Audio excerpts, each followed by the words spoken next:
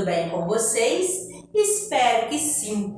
Hoje iremos utilizar esse livro didático de revisão, o livro de atividades, livrinho fino. Então, faremos as correções sobre o capítulo envolvendo sistema nervoso, das páginas 21, 22 e 23. Na aula 2, faremos a correção da ficha sobre células. Turma, vamos então iniciar a nossa correção. Na página 21, a número 9, que começa na página 20, está dizendo: o sistema nervoso é responsável por emitir a interação do organismo com o ambiente. É por meio dele que recebemos as informações externas e internas e respondemos a elas. A imagem a seguir representa algumas estruturas que fazem parte desse sistema. Observe-a e, com base em seus conhecimentos, responda às questões abaixo. Nós temos aí na imagem, a número 1 corresponde ao encéfalo, 2 corresponde ao cerebelo, a questão 3 aí, onde está mostrando essa ilustração, refere-se ao tronco encefálico e à medula espinhal. Eis as perguntas nas páginas seguintes. Página 21, letra A. Que nome é dado ao conjunto dessas estruturas? Sistema nervoso central. Letra B. As estruturas numeradas na imagem representam quais partes do sistema nervoso? Número 1, cérebro. Número 2, cerebelo. Número 3, tronco encefálico. C. A região indicada pelo número 3 se subdivide em mais 3 estruturas. Quais são elas? O tronco encefálico é dividido em mesencéfalo, ponte e bulbo. Letra D. Se uma pessoa sofrer um acidente que danifique a região indicada pelo número 2, que funções serão afetadas? O cerebelo é responsável pela coordenação motor e pelo equilíbrio. Assim, a pessoa provavelmente terá dificuldades para se equilibrar e executar movimentos automáticos como andar. Letra E. Uma pessoa que tenha sofrido uma lesão grave na medula espinal pode ficar paraplégica sem os movimentos das pernas ou tetraplégica sem os movimentos dos braços e das pernas. Por que isso ocorre? A medula espinal é a região do sistema nervoso responsável por conduzir os impulsos nervosos do encéfalo aos membros e vice-versa. Quando ela é gravemente lesionada, essa conexão entre o cérebro e os membros se perde, o que, consequentemente, também ocorre com os movimentos dos membros. Por isso, é muito importante evitar acidentes, colisões que atingem essas regiões. A número 10 da página 21 traz para nós a seguinte questão: assinale a alternativa que apresenta a associação correta. Número 1, nós temos o cerebelo. Número 2, nós temos o bulbo. No 3, nós temos o córtex cerebral. Número 4, nós temos a medula espinal. Número 1, o item 1, frase 1, está dizendo controle das funções respiratórias e do equilíbrio térmico. A frase 2 diz está envolvida no ato reflexo. A frase 3 diz controle do equilíbrio. A frase 4, responsável pelos sentidos e pelas atividades intelectuais. Então, as opções corretas que correspondem às suas respectivas funções e partes, se dá a letra D. 1, 3, 2, 1, 3, 4 e 4, frase 2. Vamos para a página 22 agora, meus amores. Na página 22, a número 11, diz o seguinte: Renata estava ajudando sua mãe na cozinha quando, sem querer, encostou o braço em uma chaleira muito quente. Imediatamente, ela afastou o braço da chaleira, evitando que se queimasse. Após o incidente, Renata, que está estudando o sistema nervoso, tentou explicar à mãe a reação do seu corpo ao entrar em contato com a chaleira quente. Leia as explicações dadas por Renata e marque X as frases que estiverem corretas. Em seguida, reescreva as afirmações incorretas, tornando-as verdadeiras. Letra A. O movimento realizado pelo braço ao encostar na chaleira, afastando-o imediatamente, é chamado de ato reflexo? Verdadeiro. Letra B. Está incorreta. Vamos repetir na linha abaixo para a frase ficar de maneira correta. Esse movimento ocorre de maneira voluntária, ou seja, sem a pessoa ter de pensar antes de mover o braço? O ato reflexo é dito involuntário, ou seja, não depende da vontade do indivíduo. Letra C. Também está incorreta. Devemos colocar de maneira correta, que vai ficar da seguinte forma: a sensação de queimação na pele foi enviada até a medula espinhal sem necessidade de ir até o cérebro. Letra D está da forma correta. A resposta para desencostar o braço da chaleira foi enviada por um neurônio motor. Vamos agora para a questão 12 da página 22. Os atos reflexos funcionam como um sistema de proteção do corpo. Cite um exemplo desse mecanismo. Alguns exemplos podemos ter como reflexos de retirada, quando as mãos ou outras partes do corpo tocam objetos quentes ou pontiagudos. Desviar a cabeça ou fechar os olhos quando algo vem em nossa direção. Estender as mãos para se apoiar em algum lugar quando levamos um escorregão. Entre outros vários exemplos. Se vocês tiverem colocado outros exemplos mais ou menos dessa forma, está correta a sua questão. Na página 23, nós temos aí a número 13, que diz: complete o esquema a seguir com as informações que estão faltando. Nós temos um mapa mental, um esqueminha do sistema nervoso, onde está escrito: é constituído por bilhões de células denominadas neurônios, que se comunicam pelas sinapses. Anatomicamente é dividido em sistema nervoso central e sistema nervoso periférico, SNC, SNP, formado por encéfalo e medula espinhal, constituído pelos nervos e gânglios. Está protegido por membranas chamadas meninges. A questão 14 diz o seguinte: os neurônios são células do sistema nervoso especializadas na captação e na transmissão de estímulos nervosos. Desenhe 2 neurônios e identifique as partes de cada um deles.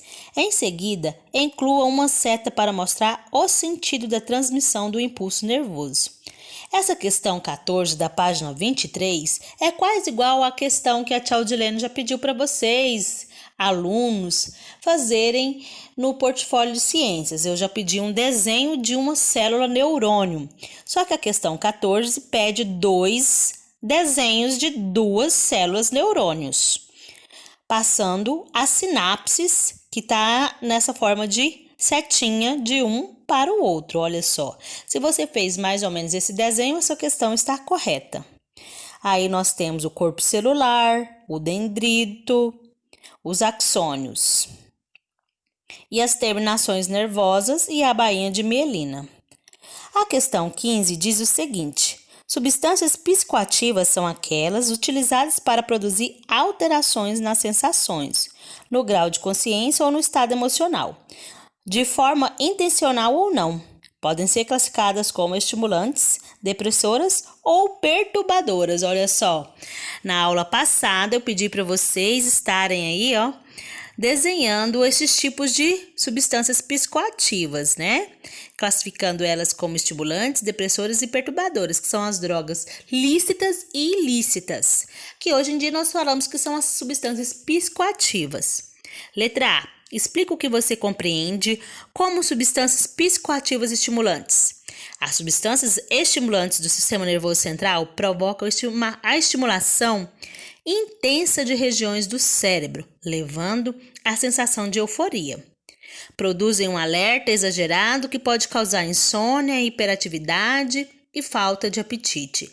A pessoa fica tão elétrica que ela não lembra, não dá vontade de dormir, então ela fica com insônia, ela fica inquieta, imperativa e nem dá vontade de comer, não sente fome. Letra B. Cite um exemplo de substância psicoativa estimulante. São exemplos de substâncias estimulantes a cocaína, o cigarro e medicamentos para redução de apetite. Então, até quem toma medicação para emagrecimento também está tomando substâncias psicoativas, né? Substâncias químicas, drogas legalizadas, lícitas. C. Cite um exemplo de substância psicoativa estimulante lícita, legalizada, presente em alimentos que comemos e consumimos normalmente. A cafeína, que é o café, é um exemplo de uma substância estimulante lícita. Por isso, quando a pessoa está com muito sono, ela vai tomar café, e aí ela demora a pegar no sono. Pois está presente no café, no chocolate, no chá e em alguns refrigerantes também. Então, olha o cuidado e a importância de mantermos uma boa alimentação e termos uma alimentação saudável. Sexto ano. Agora faremos a correção da ficha envolvendo células. Vamos lá? Turma, vamos iniciar então a nossa correção da aula 2 sobre o texto A Descoberta da Célula e a Teoria Celular. Tem esse texto aí que está falando da invenção, né, do microscópio, de todo o processo, dos químicos e físicos que contribuíram para isso, até a descoberta da célula por meio dos primeiros microscópios. Então, vocês visualizaram, vocês leram, tem os pontos fundamentais da teoria celular, tem as ideias que levaram à criação dessa teoria celular, e agora nós vamos fazer aí as correções. Tem um link também para vocês estarem estudando e aprofundando mais sobre o microscópio. Vamos então aí responder. A atividade número 1 refere-se ao estabelecimento da teoria celular. Foi possível graças ao desenvolvimento do microscópio, da microscopia, e foi formulada a partir das ideias de 3 pesquisadores, que são eles. Quais são eles, né? A teoria celular, ela é formada por ideias de Wilshire, Eichmann e Virchow, sendo que os 2 primeiros propuseram a base dessa teoria. Portanto, a resposta correta é a alternativa D, né? Quem colocou, então, a alternativa D na questão número 1 está correto. A número 2 refere-se: comente sobre a importância do advento do microscópio para o desenvolvimento da ciência. Então, é para você redigir. Se você colocou aí que a invenção do microscópio possibilitou a visualização de organismos microscópicos antes não conhecidos, garantiu também, né, para todos aí, essa descoberta das células, garantiu para nós conhecermos as células por meio dessa descoberta e de outros fenômenos fundamentais, mudando a maneira do homem enxergar o mundo. A questão 3 está perguntando: Selecione a alternativa que completa as lacunas das afirmações seguintes. Temos aí as frases 1 e as frases 2. Aí tem as opções abaixo para colocarmos aí, completar as frases. Com o avanço da tecnologia e a invenção do microscópio, podemos finalmente observar as unidades estruturais e funcionais dos organismos vivos, denominadas células. Então, vocês vão acrescentar a palavrinha microscópio e células. Na frase 2, tudo indica que o primeiro a fazer as observações microscópicas de materiais biológicos foi o neerlandês Liefeld. E aí, nós temos a questão 4. A questão 4 está falando do patologista Rudolf. Em 1821, 1902, afirmou que toda célula só poderia surgir de outra pré-existente, ficando famoso por sua afirmação. A esse respeito, organize palavras no quadro abaixo e revele a frase que levou essa fama para esse cientista. Célula de originasse toda célula outra. Então, a número 4 quer dizer que toda célula origina-se de outra célula. Até as células cancerígenas, que são células defeituosas, originaram-se de uma célula que era saudável, né? Relacione os autores à sua contribuição para a ciência. Nós temos aí o Robert, o Anthony e o Robert Bray. Então, vamos ver o que cada um fez. O Robert Bray, ele constatou que a grande maioria das células tinha uma estrutura interna ovoide ou esférica, que se chamou de núcleo. Já o Anthony descobriu a existência dos micro-organismos que na época foram chamados geneticamente de micróbios. E o Robert Hooke sua contribuição está relacionada ao uso do microscópio, fazendo uso deste instrumento para observar cortes de cortiça e identificar o que hoje conhecemos como parede celular vegetal. E nós temos aí a número 6, que fala o seguinte: analise as afirmações a seguir relacionadas às características das células. Nós temos número 1, todos os seres vivos são formados por células e por estruturas delas derivadas. Número 2, as células são as unidades funcionais ou fisiológicas dos seres vivos. Número 3, as células não são capazes de relacionar divisão celular. Então, a opção correta vai ficar letra C. Letra C, apenas a frase 1 e a frase 2 está correta. As células são unidades, né, funcionais ou fisiológicas dos seres vivos, correta. Todos os seres vivos são formados por células e por estruturas delas derivadas, correta. Então, a letra C. Espero que vocês tenham feito todas as correções corretamente. Beijos, até a próxima aula.